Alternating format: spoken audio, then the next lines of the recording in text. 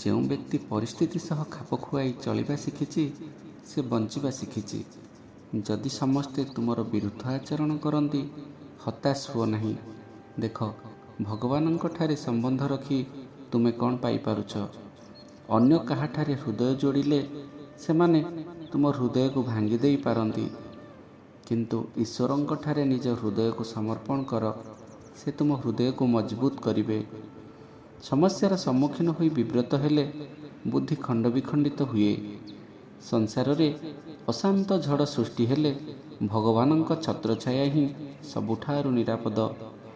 ଯଦି ସକଳ କାର୍ଯ୍ୟ ଖୁସିରେ କରାଯାଏ ତେବେ ଯେକୌଣସି କାର୍ଯ୍ୟ ସମ୍ପାଦନାରେ ଅସୁବିଧାର ସମ୍ମୁଖୀନ ହେବ ନାହିଁ। ଯଦି ତୁମର ଉତ୍ତମ ଚେଷ୍ଟା ସତ୍ତ୍ୱେ ଆଶାନୁରୂପ ଫଳପ୍ରାପ୍ତି ନ ହୁଏ ତେବେ ସେ କାର୍ଯ୍ୟକୁ ଭଗବାନଙ୍କ ହାତରେ ଛାଡ଼ିଦିଅ। ମନେ ରଖ ଯେ ତୁମେ ସମ୍ପୂର୍ଣ୍ଣ ସ୍ୱତନ୍ତ୍ର। ତୁମର ଭୂମିକା ଅନ୍ୟ କେହି ତୁମଠାରୁ ଭଲ କରିପାରିବେ ନାହିଁ। ବିଜନତା ସେତେବେଳେ ଆସେ ଯେତେବେଳେ ମୁଁ ଭୁଲିଯାଏ ଯେ ଈଶ୍ୱର ମୋର ପରମ ବନ୍ଧୁ। ଜୀବନର ସକଳ ଆଶା ଭଗବାନଙ୍କ ଉପରେ ନ୍ୟସ୍ତ କର, ତେବେ ତୁମେ ମଣିଷ ଉପରେ ନିର୍ଭରଶୀଳ ହେବ ନାହିଁ।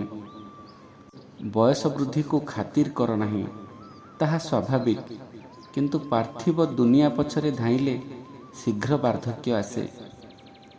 ନୁହେଁ ବୃଦ୍ଧ ସେହି ଜନ, ଶୁକ୍ଳକେଶ ଅଟେ ଯାର ଶିର, ଯୌବନ ଯେ ଜ୍ଞାନରତ, ଯେନେ ତାଙ୍କୁ ବୋଲନ୍ତି ସ୍ଥବିର। ଯେପରି ପିଲାମିଣ୍ଟ ବିହୀନ ବଲ୍ବ ଆଲୋକଶୂନ୍ୟ, ସେହିପରି ଭଗବାନଙ୍କ ବିନା ଜୀବନ ନିରର୍ଥକ।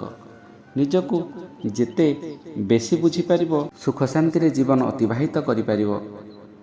ଯଦି ତୁମର ସକଳ ସମ୍ବନ୍ଧ କେବଳ ଏଇ ଏକ ଈଶ୍ୱରଙ୍କ ସହ ଥାଏ ତେବେ ତୁମର ପ୍ରାପ୍ତି ଅନେକ। ଜୟ ଜଗନ୍ନାଥ।